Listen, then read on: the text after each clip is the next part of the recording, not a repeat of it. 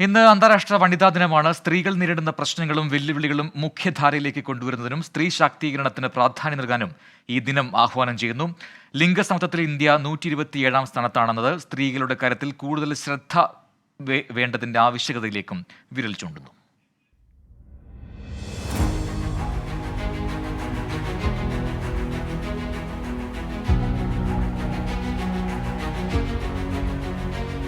കഴിവ് തെളിയിച്ചവരും കരുത്തരുമായ സ്ത്രീകൾക്ക് ഇന്ത്യയിൽ ക്ഷാമമില്ല. പക്ഷേ ലിംഗവിവേചനങ്ങളില്ലാത്ത സമത്വത്തിന്റേതായ ലോകത്തേക്ക് ഇനിയും നാം ബഹുദൂരം സഞ്ചരിക്കേണ്ടതുണ്ട്. സ്ത്രീകൾക്കെതിരായ വർദ്ധിച്ചുവരുന്ന അതിക്രമങ്ങളും പെൺഭ്രൂണഹത്യകളും വേതനിരക്കിലെ അസമത്വവുമെല്ലാം ഇന്ത്യയിൽ സ്ത്രീ സമൂഹം നേരിടുന്ന പ്രധാന പ്രശ്നങ്ങളിൽ ചിലതുമാത്രം. ന്യൂയോർക്കിലെ തുണിമില്ലുകളിൽ തൊഴിലെടുത്തിരുന്ന സ്ത്രീകൾ മെച്ചപ്പെട്ട തൊഴിൽ സാഹചര്യങ്ങളും കുറഞ്ഞ തൊഴിൽ സമയവും വോട്ട് ചെയ്യാനുള്ള അവകാശവും ആവശ്യപ്പെട്ട് 1857 മാർച്ച് 8 നടത്തിയ ഐതിഹാസികമായ പോരാട്ടവും 1908 മാർച്ച് 8 നടത്തിയ സമരവും അവകാശങ്ങൾക്കായി നടന്ന ശബ്ദമുയർത്തലുകളുമാണ് വനിതാ ദിനമെന്ന ആശയത്തിലേക്ക് നയിച്ചത്. 1977 ആദ്യമായി UN അന്താരാഷ്ട്ര വനിതാ ദിനം ഔദ്യോഗികമായി അംഗീകരിച്ചത്.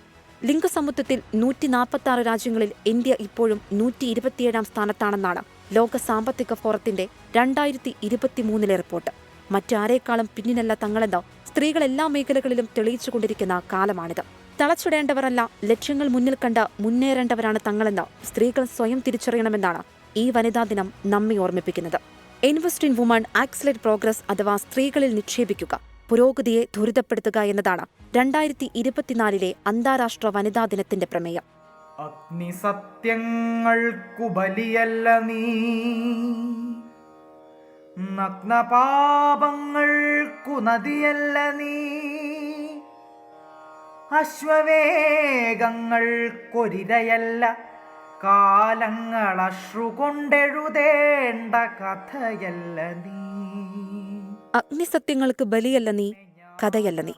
Research desk 24.